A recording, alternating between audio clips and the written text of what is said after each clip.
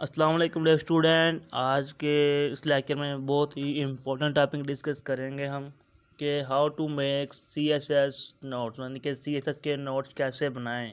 क्योंकि इसमें बहुत से जो बच्चे होते हैं वो ज़्यादातर अपना टाइम वेस्ट कर देते हैं जब अपने सीएसएस के नोट्स बनाते हैं।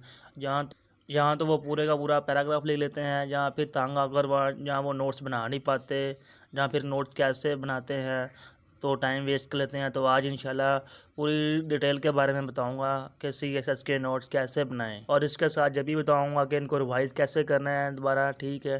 तो कौन कौन से कीवर्ड आपने रखने हैं अपने नोट्स पे, तो इंशाल्लाह आज डिटेल के बारे में बताऊंगा। तो सबसे पहले आप इसको आपने अपने माइंड की वर्किंग समझने के, आपका माइंड जब रीडिंग करते हैं आप तो आपका माइंड डाइजेस्टिव करता है।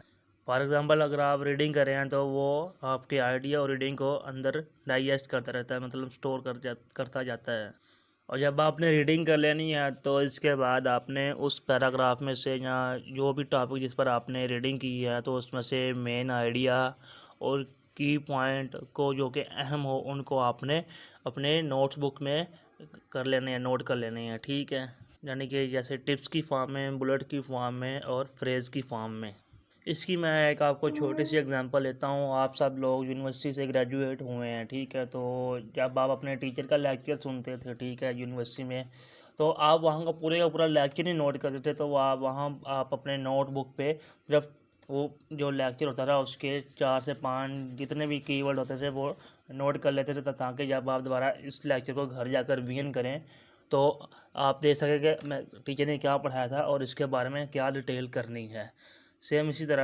बिल्कुल सेम इसी तरह नोट्स बनाने में भी आपने ऐसे ही करना है कि आपने पूरे पूरे सेंटेंस नहीं लिखने, ठीक है। आपने मेन आइडिया यानी कि 2D पॉइंट और प्रॉपर कीवर्ड आपने नोट कर लेना है उसी टॉपिक का जिसके बारे में आपने अपने नोट्स बनाने हैं।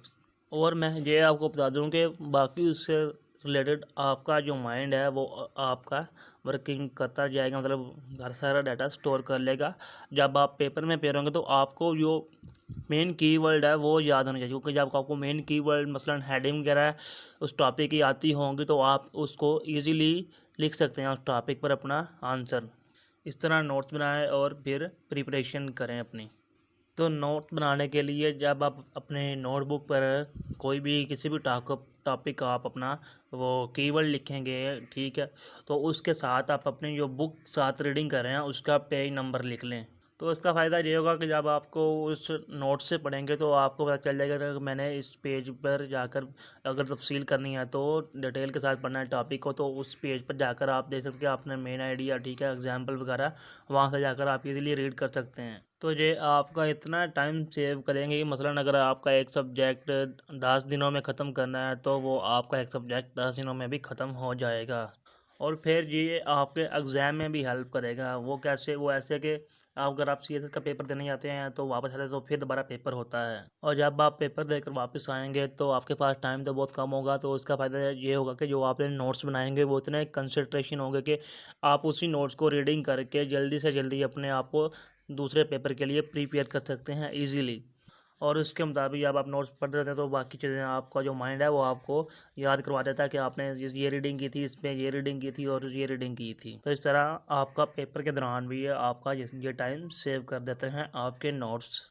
और ये फिर पेपर में कैसे हेल्प करते हैं। फॉर एग्जांपल अगर आप पेपर देने जाते हैं तो पेपर में उसी के रेलिवेंट कोई क्वेश्चन आ जाता है उसी टॉपिक पर, तो अगर तो आपने पूरे सेंटेंसेस के नोट्स बनाए हुए हैं तो इससे जो आपका जो क्वेश्चन का आंसर होगा वो थोड़ा थोड़ा रैंडम हो। लेकिन अगर आपने अपने उस नोट्स में अपने उस की पॉइंट नोट किया हो, मेन आइडिया नोट किया हो, मेन एग्जांपल उस क्वेश्चन की नोट की हो, और जब आप आंसर में सेम टू सेम वही लिखेंगे, मेन आइडिया, मेन कीवर्ड और मेन एग्जांपल लिखेंगे, तो आप देखेंगे कि जो आपका आंसर होगा वो उस क्वेश्चन के मुताबिक कितना रेलिवेंट होगा। यही तो जो एग्जामिनर है यही वो चाहता है कि इधर उधर की बातें छोड़े, टू द पॉइंट लिखें, मेन आइडिया लिखें, मेन एग्जांपल लिखें।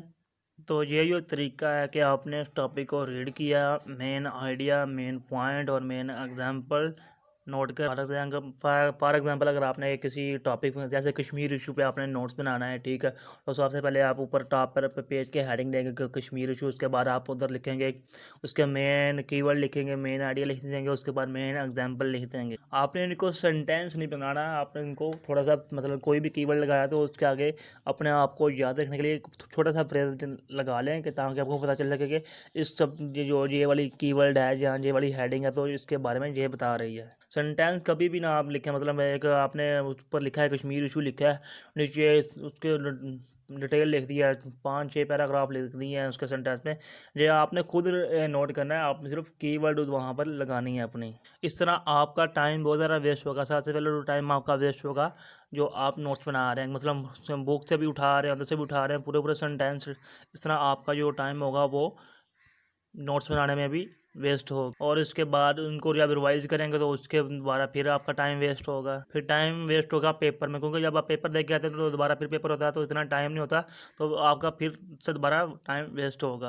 जब भी आप अपने नोट्स बनाएं या किसी एकेडमी के नोट्स लेते हैं तो हमेशा आप टू द पॉइंट लिखें, ठीक है, कीवर्ड लिखें, मेन आइडिया लिखें, मेन एग्जांपल लिखें। इससे आपका टाइम सेव होगा, आपका दोबारा फिर से रिवीजन में टाइम भी सेव होगा। जब आप एग्ज़ाम में बैठेंगे तो इससे फिर भी आपका टाइम सेव होगा, और इस तरह आपका कितना ज़्यादा फ़ायदा हो जाएगा इसी ट्रिक पे। और इसके साथ आपने वो जो यूनिवर्सिटी वाला रूल है, वो तरीका है, उसको नहीं भूलना है। जैसे यूनिवर्सिटी में नोट्स बनाते थे वैसे ही नोट्स बना लें, और यही मेन तरीका है आप नोट मेकिंग का कि हाउ मेकिंग द नोट्स, ठीक है। तो आप न्यूज़पेपर पर भी ये तरीका अप्लाई कर सकते हैं, मतलब डॉन न्यूज़ के आर्टिकल पढ़ रहे हैं तो वहाँ पर भी आप अपना तरीका अप्लाई कर सकते हैं। जो कि मेन आइडिया उनको आप प्रेस करके लिख सकते हैं।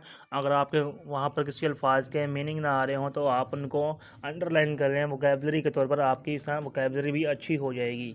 तो यही एक आपके लिए बेस्ट ट्रिक है कि आप इस तरह आप अपने नोट्स ईज़िली बना सकें और आप उनको रिवीजन भी कर सकते हैं, और एग्ज़ाम में भी आपको उनका टाइम भी आपका सेव हो जाएगा।